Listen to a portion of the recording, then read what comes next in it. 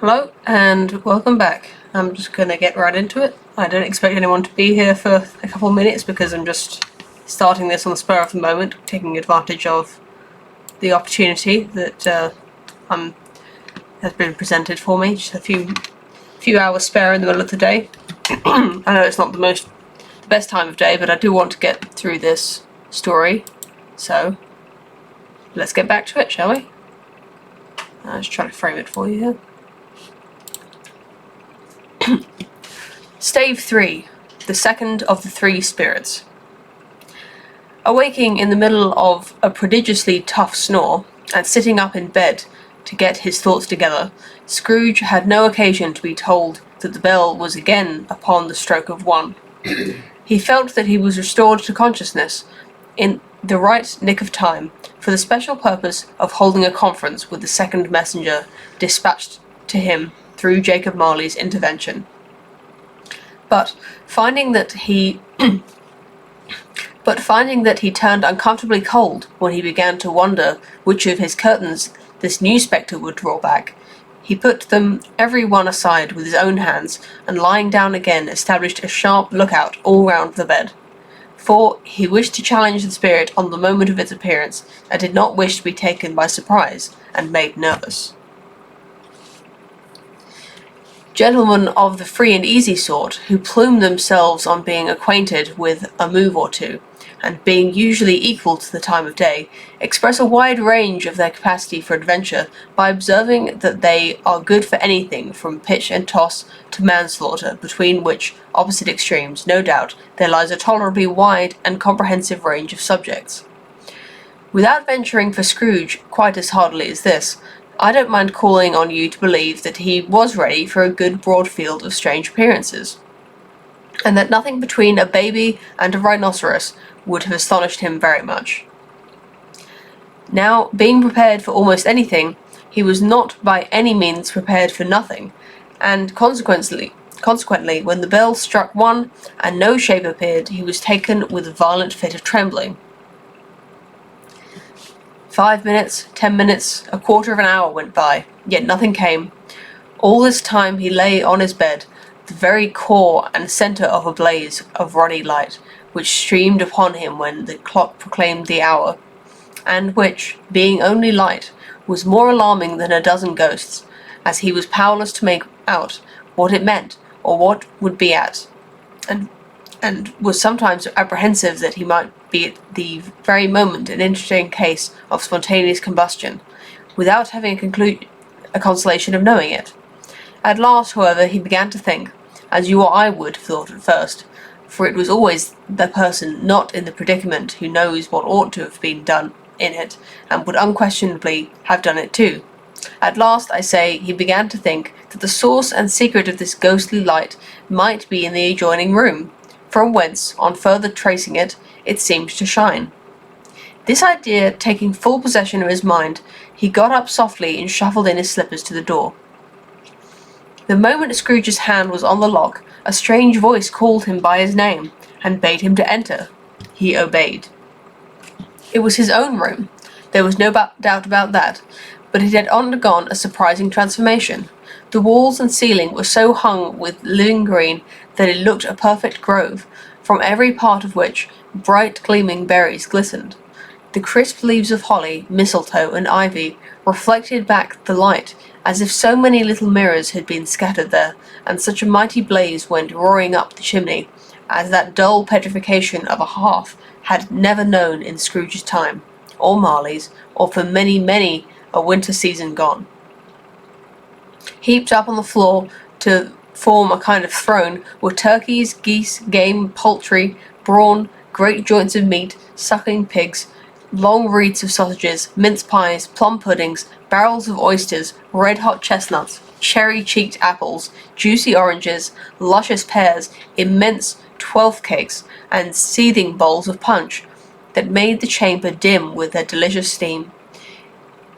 In easy state upon this couch there sat a jolly giant, glorious to see, who bore a glowing torch in shape not unlike Plenty's horn, and held it high up, to shed its light on Scrooge, as he came peering round the door.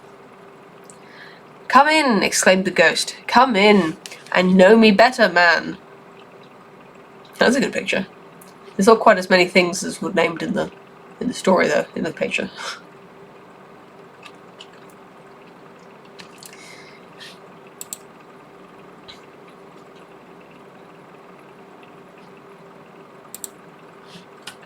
Scrooge entered timidly, and hung his head before this spirit. He was not the dogged Scrooge he had been, and though the spirit's eyes were clear and kind, he did not like to meet them. "I am the ghost of Christmas present," said the spirit. "Look upon me." Scrooge reverently did so. It was clothed in one simple green robe, or mantle, bordered with white fur. This garment hung so loosely in the figure that its capacious breast was bare, as if disdaining to be warded or concealed by any artifice. Its feet, observable beneath the ample folds of the garment, were also bare, and on its head it wore no other covering than a holly wreath, set there and there with shining icicles. Its dark brown curls were long and free as its genial face, its sparkling eye, its open hand, its cheery voice, and unconstrained demeanour, and its joyful air. Girdled round its middle was an antique scabbard, but no sword was in it, and the ancient sheath was eaten up with rust. "You have never seen the like of me before," exclaimed the spirit.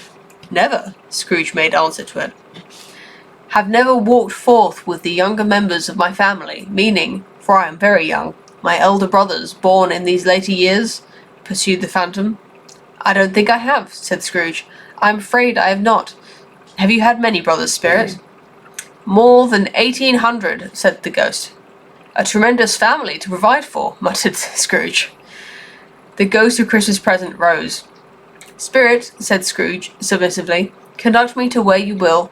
I went forth last night on compulsion, and I learnt a lesson which is working now. Tonight, if you have aught to teach me, let me profit by it." "Touch my robe." Scrooge did as he was told, and held it fast.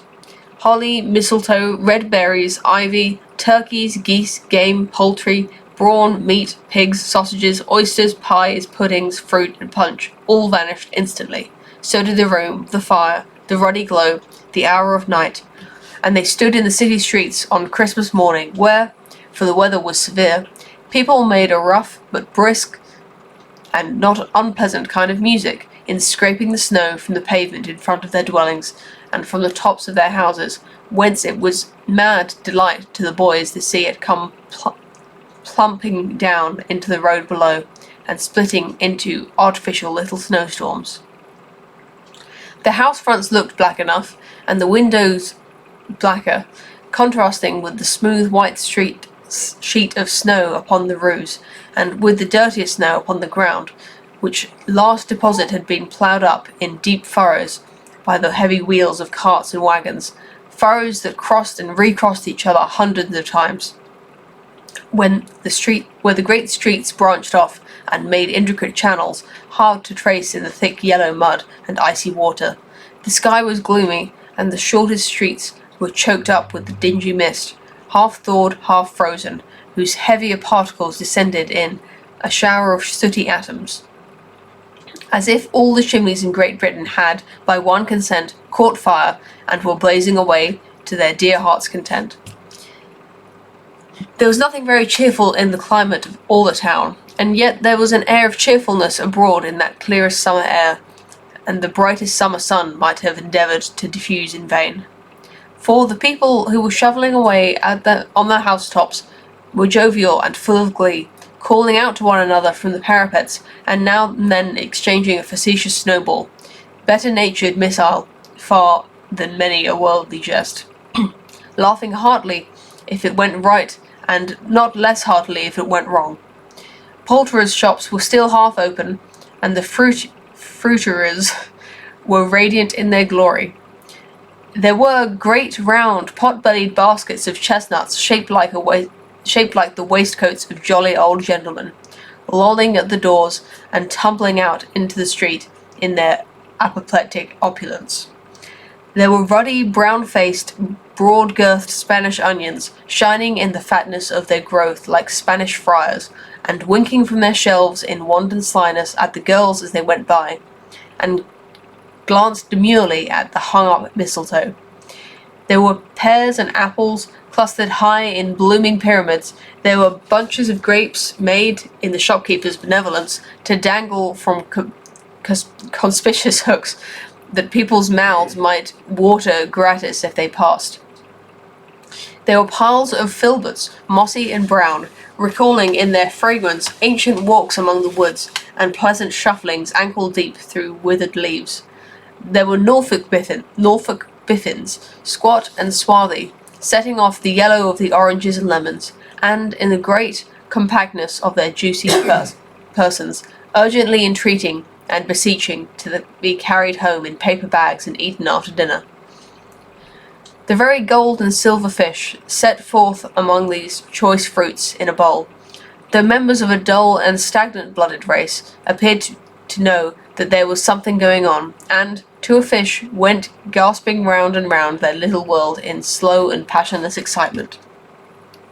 The grocers, oh, the grocers, nearly closed, with perhaps 2 shutters down, or 1, but through the gaps such glimpses!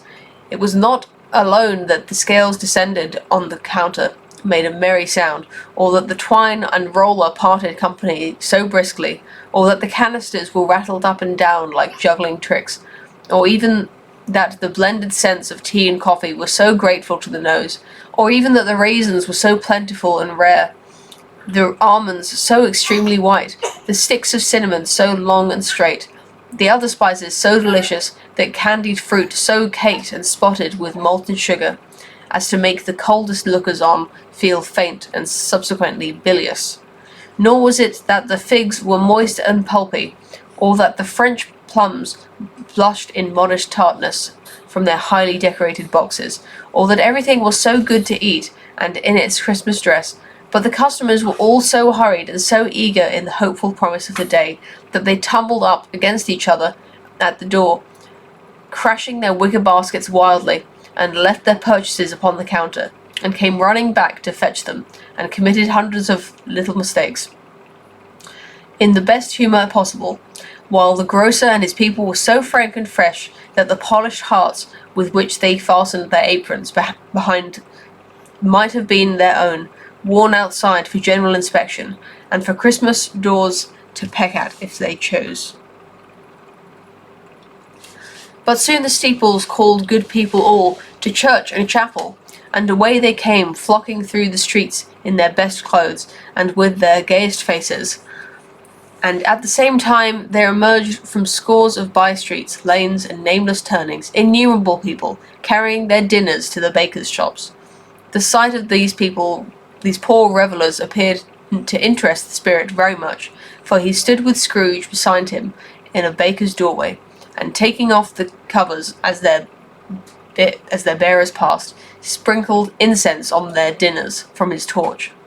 And it was a very uncommon kind of torch, for once or twice, when there were angry words between some dinner carriers who had jostled each other, he shed a few drops of water on them from it, and their good humour was restored directly.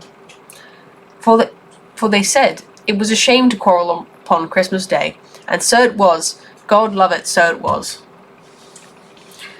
In time the bells ceased, and the bakers were shut up, and yet there was a genial shadowing forth of all these dinners, and the progress of their cooking, in the thawed blotch of wet above each baker's oven, where the pavement smoked as if the stones were cooking too.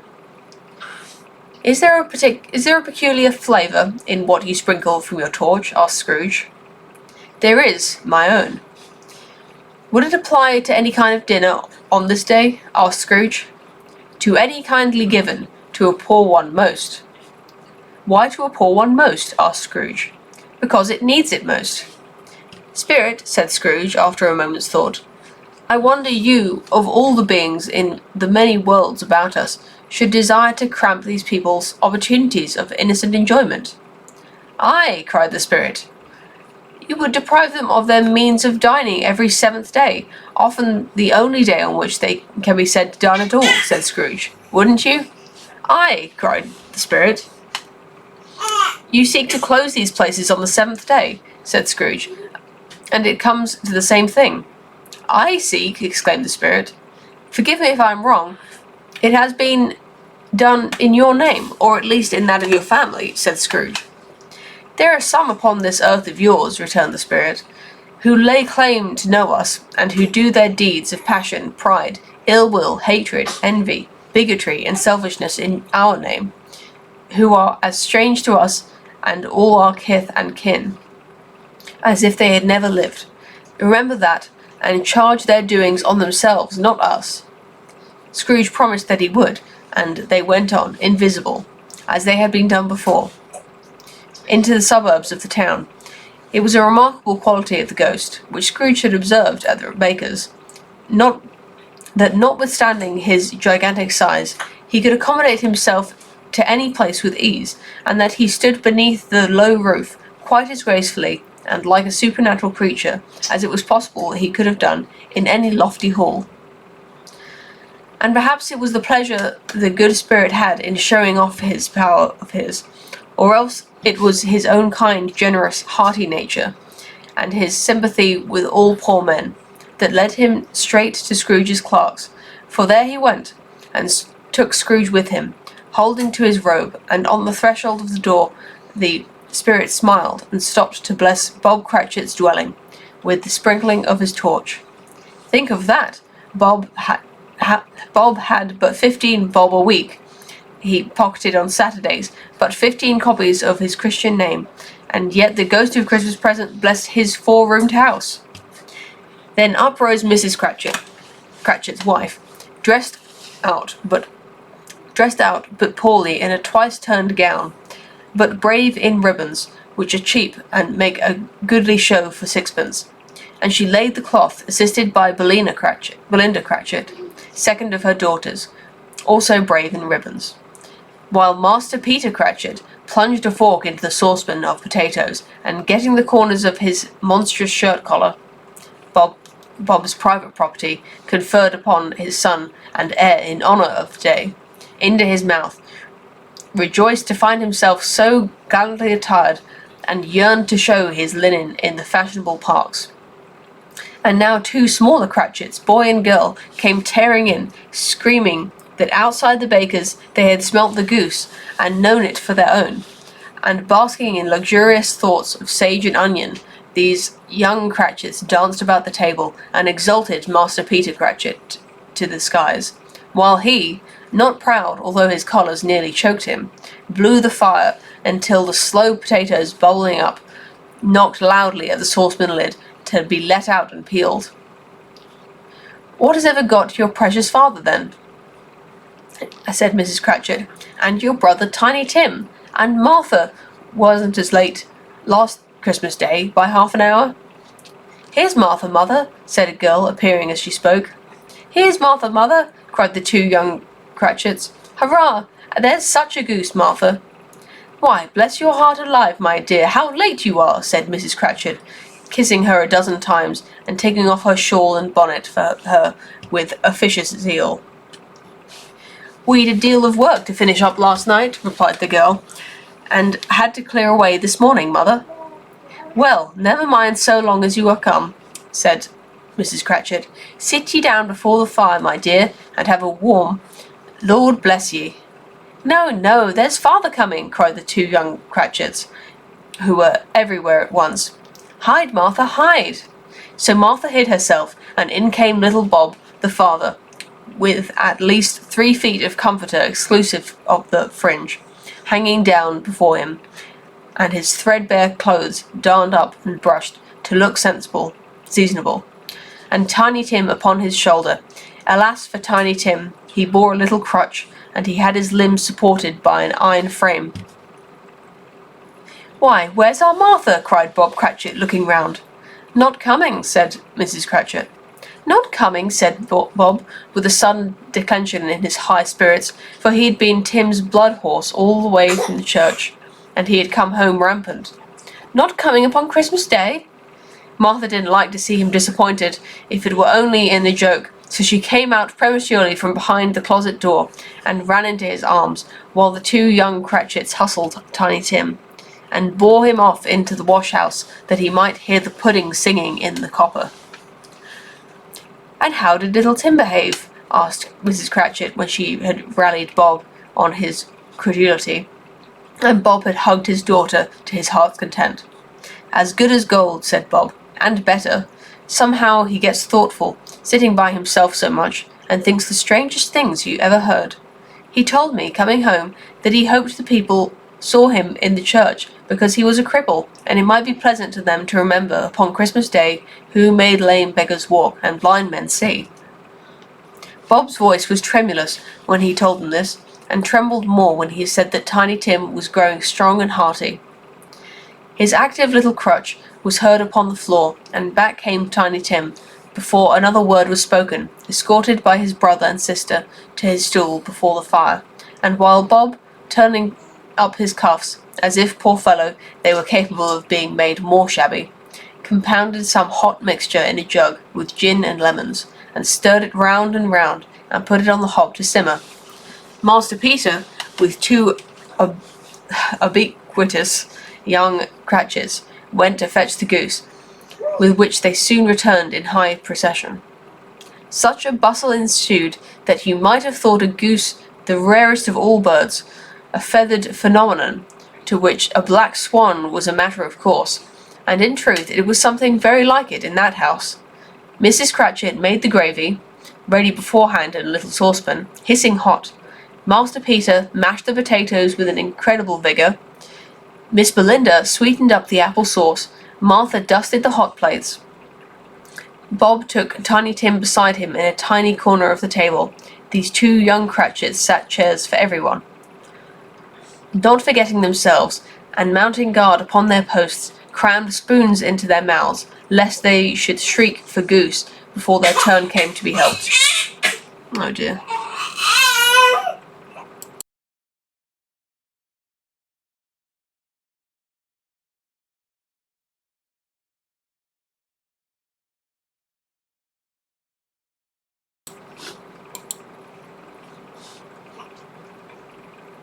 I lost my place there.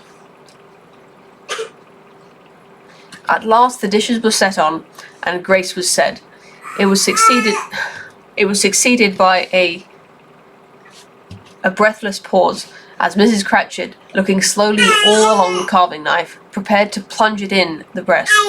But when she did, and when the long-expected gush of stuffing issued forth, one murmur of delight arose all round the board, and even Tiny Tim, excited by the two young Cratchits, beat on the table with the little handle of his knife, and feebly cried, "Hurrah!" "There never was such a goose," Bob said. He didn't believe there ever was such a goose cooked. Its tenderness and flavour, size and cheapness were the themes of universal admiration.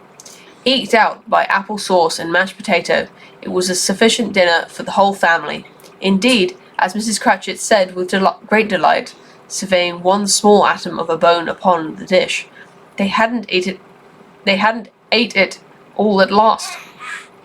Yet everyone had had enough, and the youngest Cratchits in particular were steeped in sage and onion to the eyebrows. But now, the plates being changed by Mrs. Belinda, Mrs. Cratchit left the room alone, too nervous to bear witness, to take the pudding up and bring it in. Suppose it should not be done enough? Suppose it should break in turning out? Suppose someone should have got over the wall of the backyard and stolen it while they were merry with the goose? A supposition at which the two young Cratchits became livid. All sorts of horrors were supposed. Hullo, a great deal of steam. The pudding was out of the copper, a smell like a washing day. That was the cloth, a smell like an eating house and a pastry cook's next door to each other, with a laundress's next door to that. That was the pudding.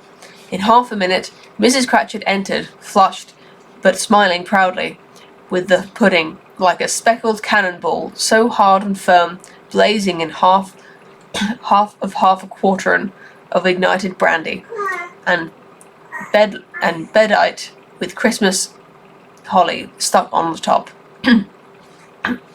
"Oh, a wonderful pudding," Bob Cratchit said, and calmly too, that he regarded it as the greatest success achieved by Mrs. Cratchit since their marriage.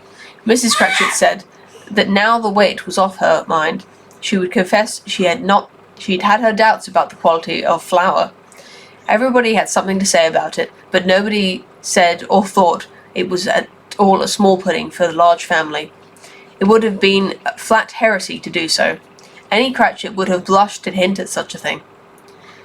At last the dinner was all done. The cloth was cleaned, the hearth swept, and the fire made up. The compound in the jug being tasted and considered perfect, apples and oranges were put on the table, and a shovel full of chestnuts on the fire.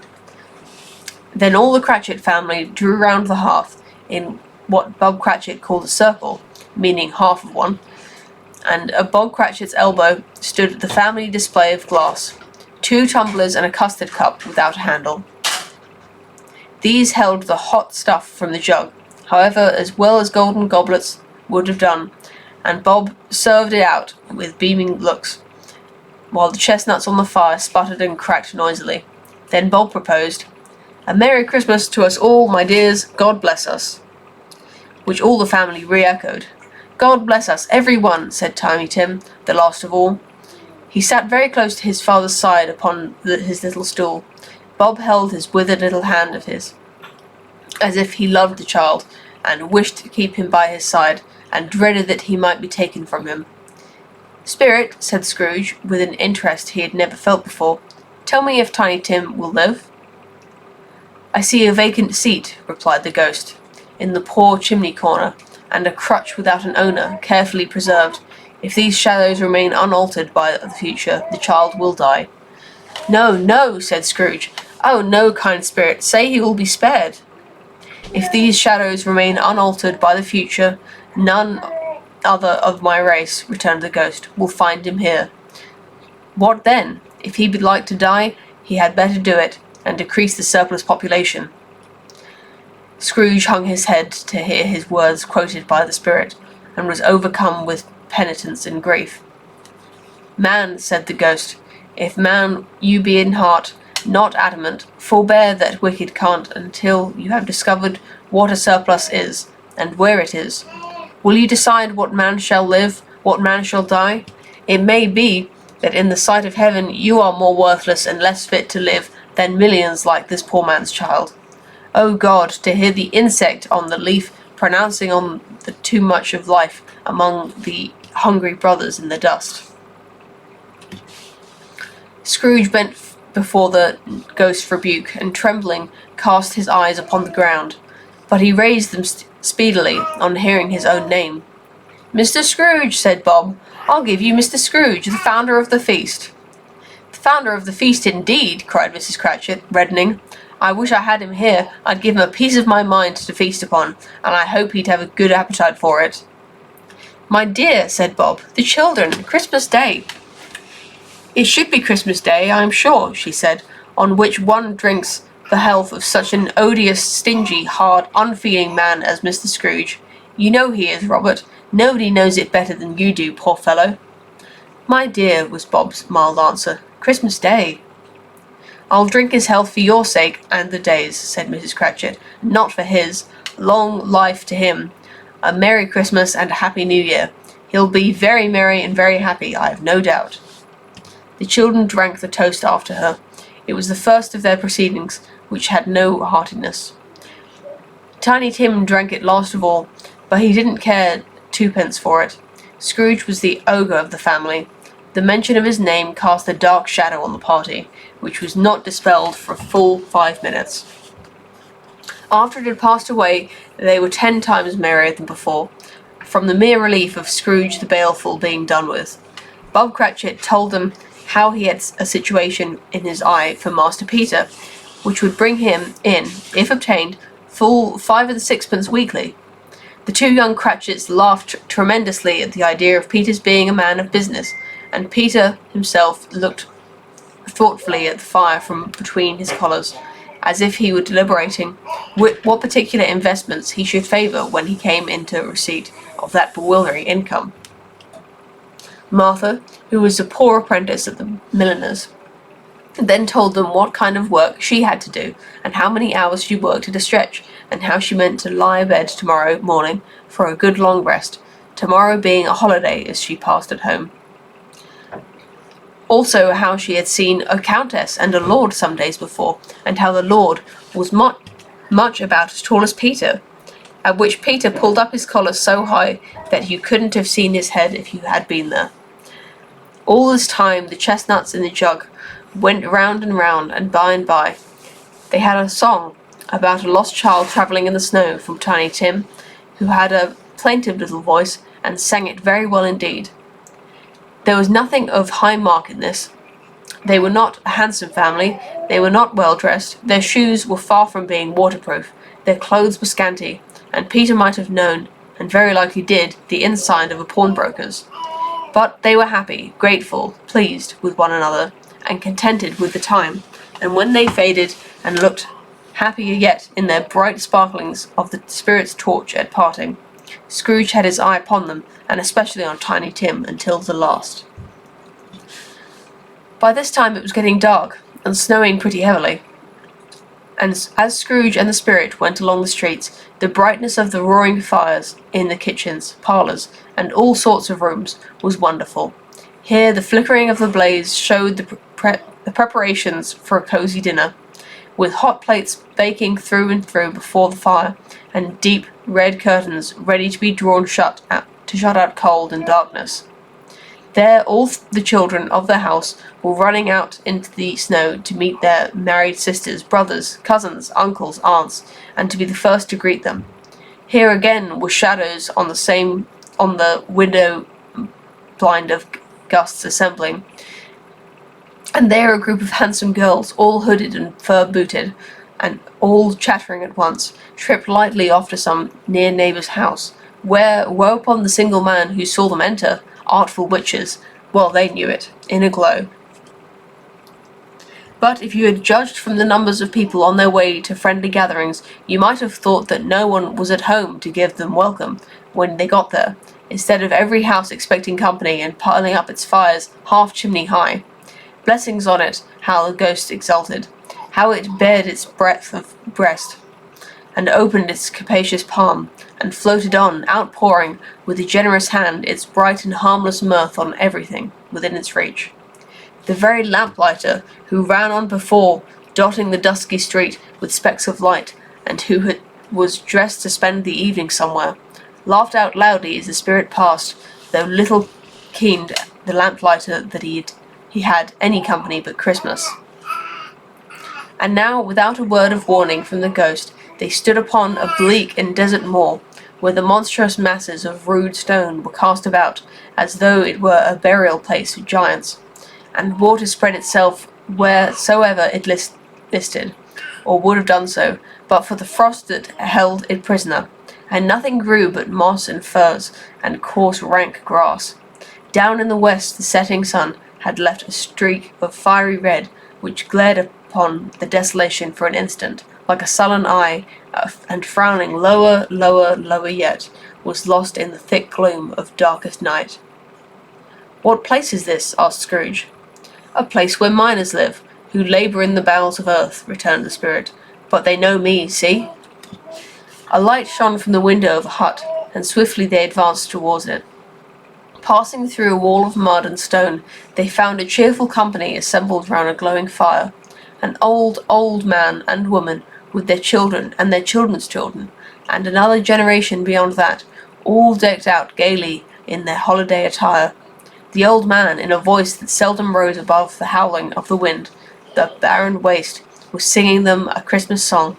It had been a very old song when he was a boy, and from time to time they all joined in the chorus. So surely as they raised their voices, the old man got quite blithe and loud, and so surely as they stopped, his vigour sank again.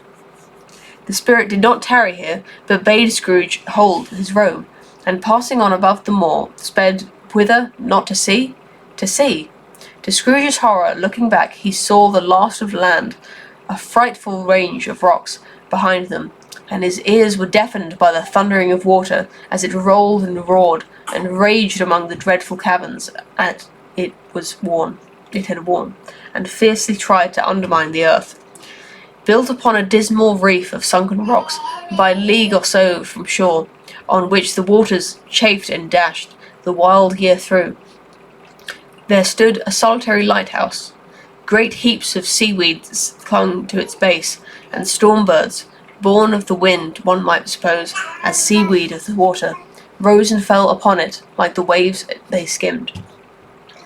But even here, 2 men who watched the light had made a fire that through the loophole in the thick stone wall shed out a ray of brightness on the awful sea.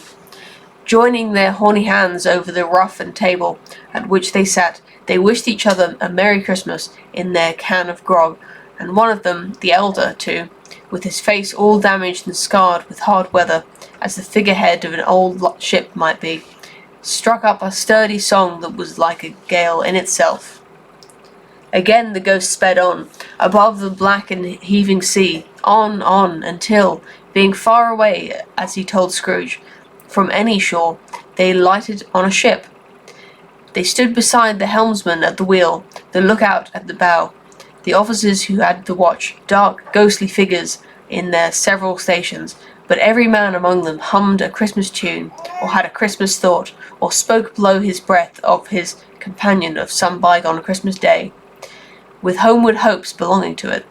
And every man on board, waking or sleeping, good or bad, had had a kinder word for another on that day than on any day in the year, and had shared to some extent in its festivities, and had remembered those he cared for at a distance, and had known that they delighted to remember him. It was a great surprise to Scrooge, while listening to the moaning of the wind, and thinking what a solemn thing it was to move on through the lonely darkness over an unknown abyss, whose depths were secrets as profound as death. It was a great surprise to Scrooge, while thus engaged, to hear a hearty laugh. It was a much greater surprise to Scrooge to recognise it as his own nephew's, and to find himself in a bright, dry, gleaming room, with the Spirit standing smiling by his side, and looking at the same nephew with approving affability. "Ha ha!" laughed Scrooge's nephew. "Ha ha ha!" If you should happen, by any unlikely chance, to know a man more blessed in laugh than Scrooge's nephew, all I can say is, I should like to know him too. Introduce him to me, and I'll cultivate his acquaintance. It is a fair, even-handed, noble adjustment of things, that while there is infection in disease and sorrow, there is nothing in the world so irresistibly contagious as laughter and good humour. When Scrooge's nephew laughed in this way, holding his sides, rolling his head, and twisting his face into the most extravagant contortions, Scrooge's niece, by marriage, laughed as heartily as he, and their assembled friends, being not a bit behindhand, roared out lustily, "Ha ha! Ha ha ha ha!" "He said that Christmas was a humbug, as I live!" cried Scrooge's nephew. "He believed it too." "More shame for him, Fred," said Scrooge's niece indignantly. "Bless those women, they never do anything by halves, they are always in earnest."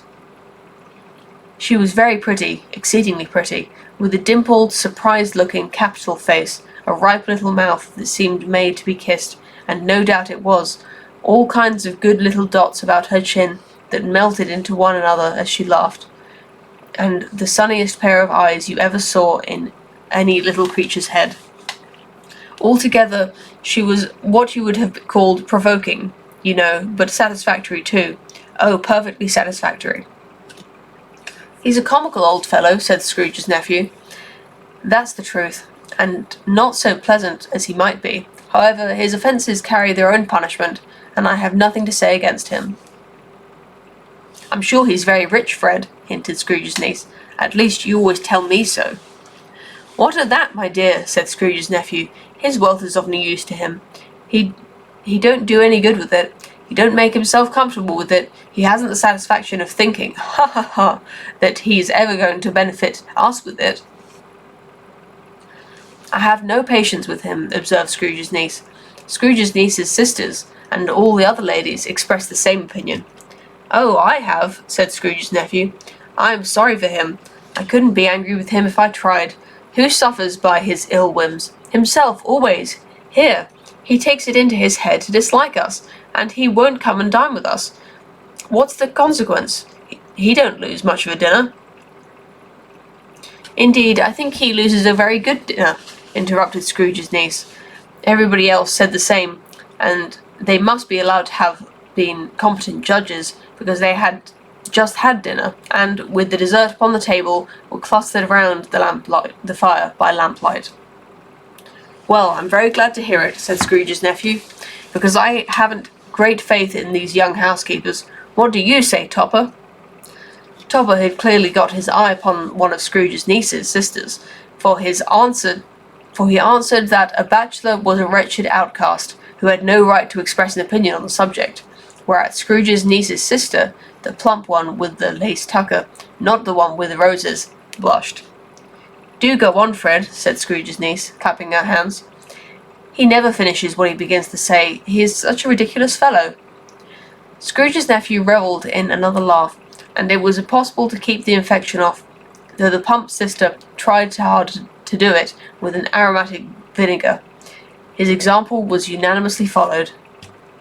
"I was only going to say," said Scrooge's nephew, "that the consequence of his taking a dislike to us, and not making merry with us, is, as I think, that he loses some pleasant moments, which could do him no harm. I am sure he loses pleasanter companions that he can find in his own thoughts, either in his mouldy old office, or in his dusty chambers. I mean to give him the same chance every year, whether he likes it or not, for I pity him. He may rail at Christmas till he dies, but he can't help thinking better of it. I defy him. If he finds me going there, in good temper, year after year, and saying, 'Uncle Scrooge, how are you?' If it only puts him in the vein to leave his poor clerk £50, that's something, and I think I shook him yesterday." It was their turn to laugh now at the notion of his shaking Scrooge, but being thoroughly good-natured, and not much caring what they laughed at, so that they laughed at any rate, he encouraged them in their merriment, and passed the bottle joyously.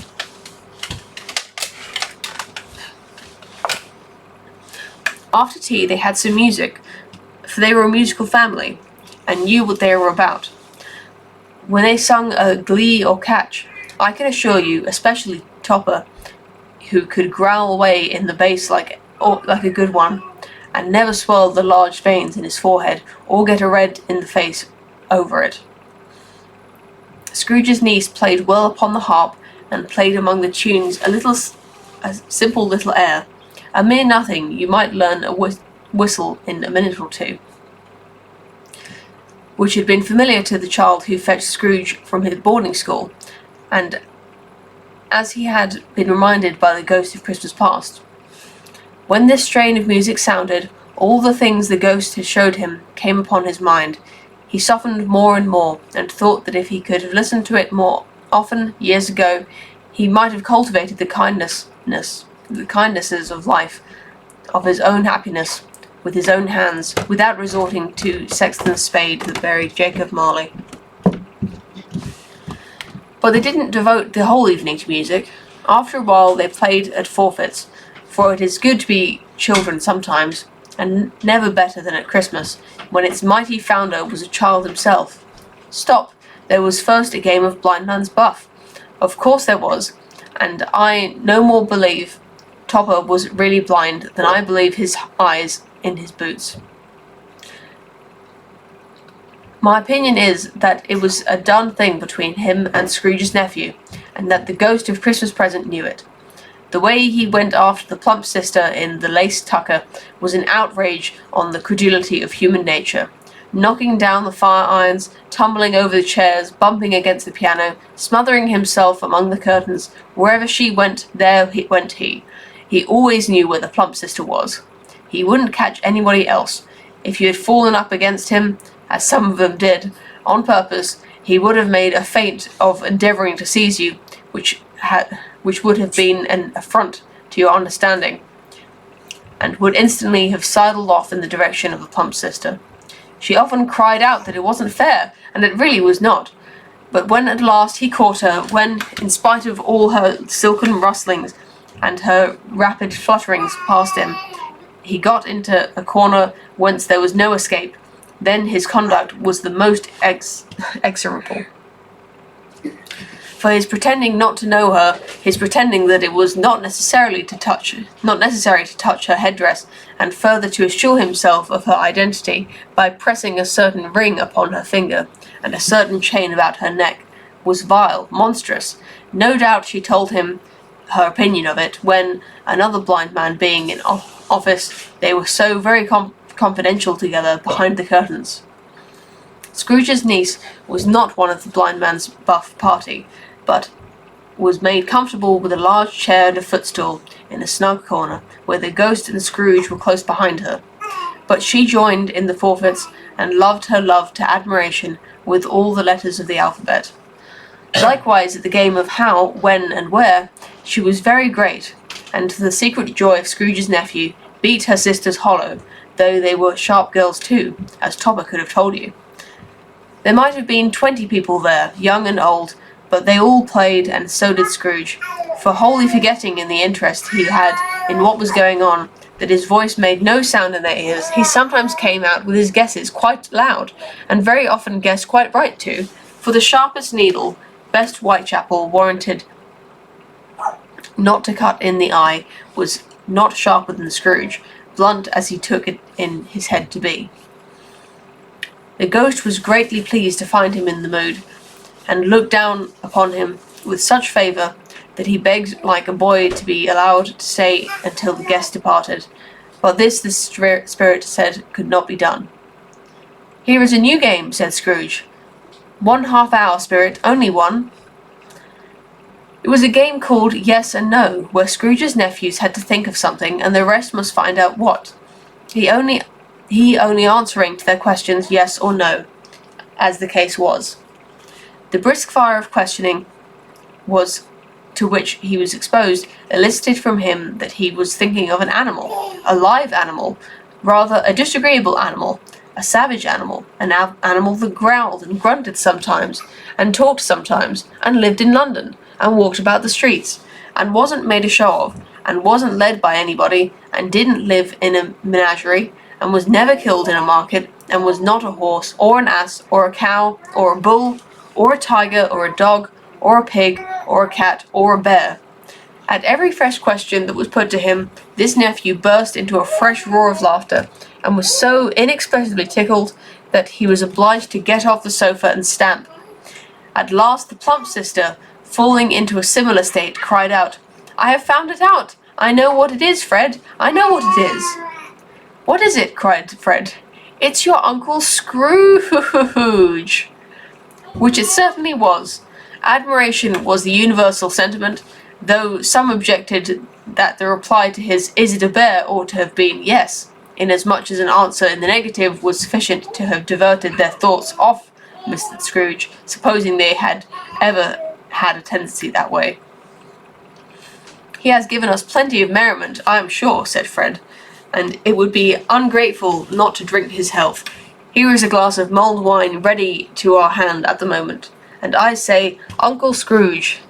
"Well, Uncle Scrooge," they cried, "a Merry Christmas and a Happy New Year to the old man, whatever he is," said Scrooge's nephew. "He wouldn't take it from me, but may he have it nevertheless, Uncle Scrooge." Uncle Scrooge had imperceptibly become so gay and light of heart that he would have pledged an unconscious company in return, and thanked them in an inaudible speech, if the ghost had given him time, but the whole scene passed off in the breath of the last word spoken by his nephew, and he and the spirit were again upon their travels.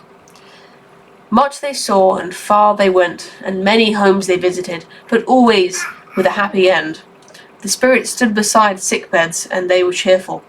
On foreign lands, and they were close at home. By struggling men, and they were patient in their greater hope. By poverty, and it was rich. In almshouse, hospital, and jail, in misery's every refuge, where vain men in little brief authority had not made fast the door, and barred the spirit out, he left his blessings, and taught Scrooge through his precepts. It was a long night, if it were only a night, but Scrooge had his doubts of this, because the Christmas holidays appeared to be condensed into the space of time they passed together. It was strange, too, that while Scrooge remained unaltered in his outward form, the ghost grew older, clearly older. Scrooge had observed this change, but never spoke of it, until they left the child's 12th night party. When, looking at the spirit as they stood together in an open place, he noticed that its hair was grey. "Are spirits' lives so short?" asked Scrooge. "My life upon this globe is very brief," replied the ghost. "It ends tonight." "Tonight?" cried Scrooge. "Tonight, at midnight. Hark! The time is drawing near." The chimes were ringing the 11:15 at the moment. "Forgive me if I am not justified in what I ask," said Scrooge, looking intently at the spirit's robe, "but I see something strange and not belonging to yourself protruding from your skirts. Is it a foot or a claw?" "It might be a claw, for the flesh there is upon it," was the spirit's sorrowful reply. "Look here." From the foldings of its robe it brought 2 children, wretched, abject, frightful, hideous, miserable. They knelt down at its feet and clung upon the outside of its garment. "Oh, man, look here! Look down here!" exclaimed the ghost.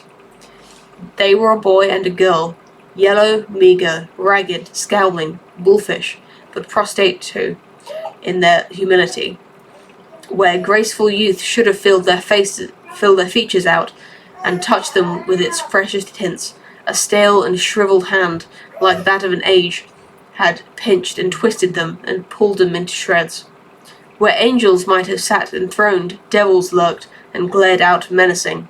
No change, no degradation, no perversion of humanity in any grade, though all the mysteries of wonderful creation had monsters half so horrible and dread. Scrooge started back, appalled. Having them shown to him in this way, he tried to say that they were fine children, but the words choked themselves rather than be parties to a lie of such enormous magnitude. "Spirit, are they yours?" Scrooge could say no more. "They are man's," said the spirit, looking down upon them, "and they cling to me, appearing from their fathers. This boy is ignorance, this girl is want. Beware them both, and all of their degree, but most of all beware this boy, for on his brow I see that written which is doom, unless the writing be erased." "Deny it," cried the spirit, stretching out his hand towards the city. "Slander those who tell it ye. Admit it for factious purposes, and make it worse, and abide the end." "Have they no refuge or resource?" cried Scrooge. "Are there no prisons?" said the spirit, turning to him for the last time with his own words. "Are there no workhouses?" The bell struck 12. Scrooge looked about him for the ghost, and saw it not. As the last stroke ceased to vibrate, he remembered the prediction of old Jacob Marley, lifting up his eyes, beheld a solemn phantom, draped and hooded, coming like a mist along the ground towards him. I think we'll have to resume with stave 4 at another time, maybe later tonight, or maybe some time in the shortly before New Year, perhaps. Thank you for turning up and listening, and have a Merry Christmas if I don't see you before then. And and look out for what I think will be the final part of the stream next time. Good night, everyone.